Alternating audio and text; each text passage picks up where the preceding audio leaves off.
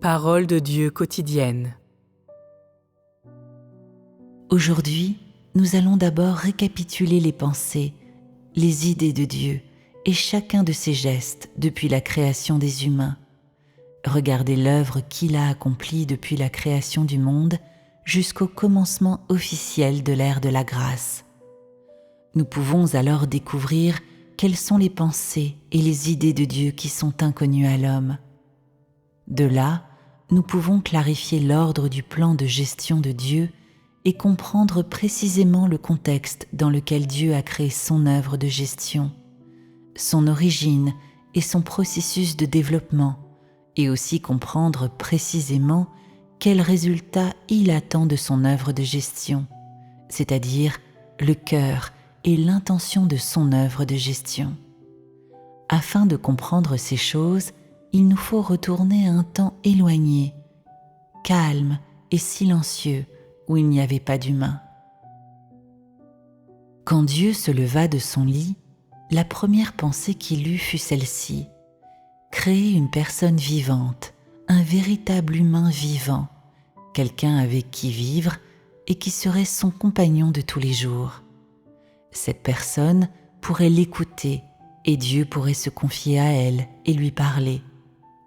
Alors, pour la première fois, Dieu saisit une poignée de terre et l'utilisa pour créer la toute première personne vivante qu'il avait imaginée. Puis il donna un nom à cette créature vivante, Adam. Une fois que Dieu eut gagné cette personne vivante et qui respirait, que ressentit-il ? Pour la première fois, il ressentit la joie d'avoir un être aimé, un compagnon. Il ressentit également pour la première fois la responsabilité d'être un père et la préoccupation qui en découle. Cette personne qui vivait et respirait apporta du bonheur et de la joie à Dieu. Il se sentit réconforté pour la première fois. C'était la première chose que Dieu avait faite et qui n'avait pas été accomplie avec ses pensées ou même ses paroles, mais avec ses propres mains. Quand ce genre d'être fait de chair et de sang, une personne qui vivait et respirait avec un corps et une forme et était capable de parler avec Dieu, se tint devant Dieu, Dieu ressentit une sorte de joie qu'il n'avait jamais éprouvée auparavant. Il ressentit vraiment sa responsabilité et cet être vivant non seulement fit vibrer son cœur, mais chacun de ses petits gestes le toucha et lui réchauffa le cœur. Aussi, quand cet être vivant se tint devant lui, ce fut la première fois que Dieu pensa créer plus de personnes comme celle-là. C'est la série d'événements qui découla de cette première pensée de Dieu. Pour Dieu, tous ces événements se déroulaient pour la première fois, mais durant ces premiers événements, peu importe ce qu'il ressentit à ce moment-là, joie, responsabilité, inquiétude, il n'avait personne avec qui les partager. À partir de ce moment, Dieu éprouva une solitude et une tristesse qu'il n'avait jamais ressentie avant. Il sentit que les êtres humains ne pouvaient pas accepter ou comprendre son amour et sa préoccupation ou ses intentions envers l'humanité. Alors, il ressentit encore du chagrin et de la douleur dans son cœur. Bien qu'il ait fait ces choses pour l'homme, celui-ci n'en était pas conscient et ne le comprit pas. En plus du bonheur, la joie et le réconfort que l'homme lui apporta furent rapidement accompagnés par ses premiers sentiments de chagrin et de solitude. Tels étaient les pensées et les sentiments de Dieu à ce moment-là. Tandis que Dieu accomplissait toutes ces choses, il passait de la joie au chagrin et de la peine à la douleur dans son cœur, le tout mélangé d'anxiété.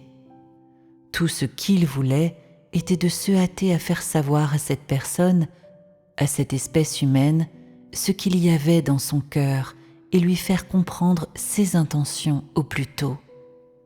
Alors, il pourrait devenir si fidèle et être en accord avec lui. Il n'écouterait plus Dieu parler tout en restant bouche bée. il ne serait plus inconscient de la façon de se joindre à Dieu dans son œuvre. Par-dessus tout, il ne serait plus indifférent aux exigences de Dieu. Ces premières choses que Dieu réalisa sont très significatives et de grande valeur pour son plan de gestion et pour les êtres humains aujourd'hui. Après avoir créé toutes choses et les êtres humains, Dieu ne se reposa pas. Il avait hâte de mener à bien sa gestion et de gagner les personnes qu'il aimait tant parmi l'humanité. Ensuite, peu de temps après que Dieu créa les êtres humains, la Bible nous apprend qu'il y eut un grand déluge dans le monde entier. Noé est mentionné dans le récit du déluge et on peut dire qu'il fut la première personne à recevoir l'appel de Dieu à travailler avec lui afin d'accomplir une tâche divine. Bien sûr, c'était aussi la première fois que Dieu avait fait appel à une personne de la terre pour réaliser quelque chose selon son commandement. Une fois que Noé eut fini de construire l'arche, Dieu inonda la terre pour la première fois. Quand Dieu détruisit la terre par le déluge, c'était la première fois depuis qu'il avait créé les êtres humains qu'il ressentait du dégoût à leur égard. C'est ce qui obligea Dieu à prendre cette douloureuse décision de détruire cette espèce humaine à l'aide d'un déluge. Après que le déluge eut détruit la terre, Dieu établit sa première alliance avec les humains en s'engageant à ne plus jamais faire cela. Le signe de cette alliance fut un arc-en-ciel. Ce fut la première alliance de Dieu avec l'humanité. Ainsi, l'arc-en-ciel fut le premier signe d'une alliance que Dieu donna. Cet arc-en-ciel est une chose réelle, physique qui existe. C'est l'existence même de cet arc-en-ciel qui fait souvent ressentir à Dieu de la tristesse pour l'espèce humaine antérieure qu'il a perdue et lui sert de rappel permanent de ce qui leur est arrivé. Dieu ne voulait pas ralentir ses pas. Il avait hâte d'accomplir la prochaine étape de sa gestion. Alors, Dieu choisit Abraham comme son premier choix pour son œuvre dans tout Israël. Ce fut aussi la première fois que Dieu sélectionnait un tel candidat. Dieu prit la résolution de commencer son œuvre de salut de l'humanité par cette personne et de la poursuivre avec ses descendants. Nous pouvons voir dans la Bible que c'est bien ce que Dieu fit avec Abraham. Donc Dieu fit d'Israël la première terre élue et entama son œuvre de l'ère de la loi à l'aide de son peuple élu, les Israélites. Une fois de plus, pour la première fois, Dieu transmit aux Israélites les règles et les lois expresses que l'humanité devrait suivre et les leur expliqua en détail. C'était la première fois que Dieu fournissait aux êtres humains de telles règles spécifiques et normatives comme comment ils devraient offrir des sacrifices, comment ils devraient vivre, ce qu'ils devraient faire et ne pas faire, quels jours et quelles fêtes ils devraient observer et quels principes ils devraient suivre en toutes choses. C'était la première fois que Dieu avait donné à l'humanité des règles et des principes normatifs et détaillés pour leur vie. Quand je dis la première fois, cela veut dire que Dieu n'avait jamais accompli une œuvre comme celle-là auparavant. C'est quelque chose qui n'existait pas avant, et bien que Dieu ait créé l'humanité et qu'il ait créé toutes sortes de créatures et de choses vivantes, il n'avait jamais réalisé ce type d'œuvre. Toute cette œuvre impliquait la gestion des humains par Dieu. Tout cela avait trait aux humains et à son salut et sa gestion des humains. Après Abraham, Dieu fit de nouveau un choix pour la première fois. Il choisit Job pour être celui sous la loi qui pourrait résister aux tentations de Satan tout en continuant de craindre Dieu, de s'éloigner du mal et de témoigner pour lui. C'était aussi la première fois que Dieu permettait à Satan de tenter une personne et la première fois qu'il faisait un pari avec Satan. À la fin, pour la première fois, Dieu, quelqu'un qui était capable de témoigner pour lui, tout en affrontant Satan, une personne qui pouvait témoigner pour lui et humilier durement Satan. Depuis que Dieu avait créé le genre humain, c'était la première personne qu'il avait acquise qui était capable de témoigner pour lui.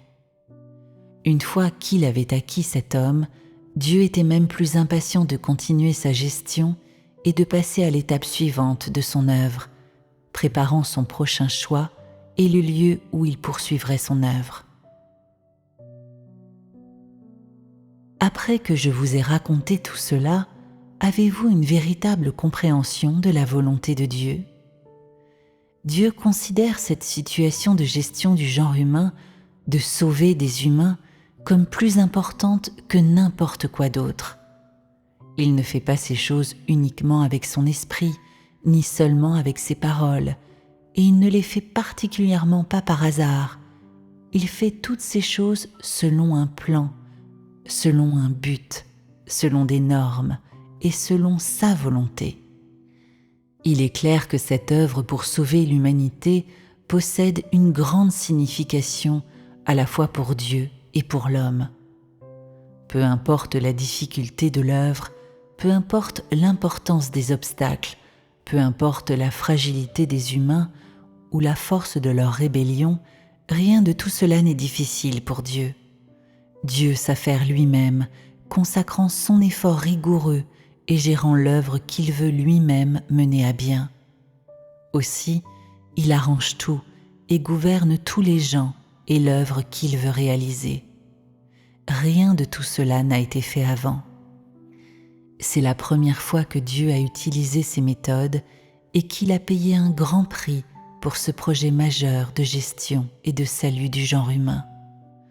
Pendant que Dieu accomplit cette œuvre, petit à petit, il manifeste sans réserve aux humains son dur labeur, ce qu'il a et est, sa sagesse et sa toute-puissance et tout aspect de son tempérament.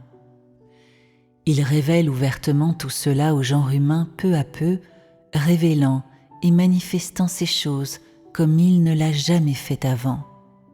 Ainsi, dans l'univers entier, à part le peuple que Dieu vise à gérer et sauver, il n'y a jamais eu de créature si proche de Dieu qui ait une relation si intime avec lui. Dans son cœur, l'humanité qu'il veut gérer et sauver est très importante et il estime cette humanité plus que tout. Même s'il a payé un grand prix pour elle et même si elle le blesse et lui désobéit continuellement, il ne l'abandonne jamais et continue inlassablement son œuvre sans plainte ni regret. C'est parce qu'il sait que tôt ou tard, les humains s'éveilleront un jour à son appel et seront émus par ses paroles, reconnaîtront qu'il est le Seigneur de la création et retourneront à ses côtés. Après avoir entendu tout cela aujourd'hui, vous pouvez penser que tout ce que fait Dieu est très normal. Il semble que les humains ont toujours ressenti un peu de ce qu'était la volonté de Dieu pour eux à partir de ses paroles et de son œuvre.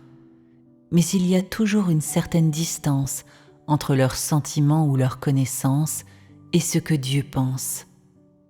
Donc, je crois qu'il est nécessaire de communiquer avec tous les gens de la raison pour laquelle Dieu a créé le genre humain et du contexte derrière son désir de gagner les gens qu'il espérait gagner. Il est essentiel de partager cela avec tout le monde afin que chacun soit au clair dans son cœur. Parce que chaque pensée et idée de Dieu, chaque étape et période de son œuvre correspondent et sont intimement liées à l'ensemble de l'œuvre de sa gestion. Quand tu comprends les pensées, les idées de Dieu et sa volonté dans chaque étape de son œuvre, cela revient à comprendre l'œuvre de son plan de gestion. C'est sur cette fondation que ta compréhension de Dieu se précise. Bien que tout ce que Dieu a fait quand il créa d'abord le monde, ce que j'ai mentionné précédemment, soit pour les gens seulement une information qui semble inadéquate dans la poursuite de la vérité, au fil de ton expérience, viendra un jour où tu ne penseras pas qu'il s'agisse de quelque chose d'aussi simple que de quelques bribes d'informations, ni d'aussi simple que de certains mystères. Tandis que ta vie progresse et quand il y aura un petit peu de la présence de Dieu dans ton cœur, ou que tu comprendras plus précisément et profondément sa volonté, tu saisiras véritablement l'importance et la nécessité de ce dont je parle aujourd'hui. Peu importe dans quelle mesure vous avez accepté cela, il est nécessaire que vous compreniez et sachiez ces choses. Quand Dieu fait quelque chose, lorsqu'il accomplit son œuvre, peu importe si c'est avec ses idées ou avec ses propres mains, peu importe si c'est la première fois qu'il le fait ou la dernière, en définitive, Dieu a un plan et ses intentions et ses pensées sont dans tout ce qu'il fait. Ses intentions et ses pensées représentent le tempérament de Dieu et elles expriment ce qu'il a et est. Chaque personne doit comprendre ces deux choses, le tempérament de Dieu et ce qu'il a et est. Une fois que quelqu'un comprend son tempérament et ce qu'il a et est, il peut comprendre progressivement pourquoi Dieu fait ce qu'il fait et dit ce qu'il dit. À partir de cela, ils peuvent ensuite avoir plus de foi pour suivre Dieu, pour chercher la vérité et pour chercher un changement dans le tempérament. Autrement dit, l'entendement de Dieu par l'homme et sa foi en Dieu sont inséparables.